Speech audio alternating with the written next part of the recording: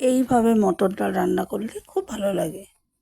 এখানে কুকারে আন্দাজ মতো মটর ডাল, আন্দাজ মতো জল, নুন, হলুদ দিয়ে কুকার বন্ধ করে 4টে হুইসেল হয়ে যাওয়ার পর আমি অফ করে দিয়েছি। এইরকম সেদ্ধ হয়েছে। এবার আমি একটি পাত্রে এটা ঢেলে রাখবো। মটর ডালটা কুকার থেকে একটা পাত্রে ঢেলে রেখেছি। এবার এখানে দিচ্ছি সজনে ডাঁটা আর একটা টমেটো কেটে রাখা সজনে ডাঁটা আর টমেটো দিয়ে দিয়েছি। এবার এখানে কিছু বরবটি কেটে রেখেছি, সেগুলো দিয়ে দিলাম। কেটে রাখা বরবটি দেওয়ার পর এখানে হলুদ গুঁড়ো, স্বাদ মতো নুন আর একটু গুড় দিয়ে দিয়েছি। এবার এই সব কিছু খুব ভালো করে আমি মিশিয়ে নিচ্ছি।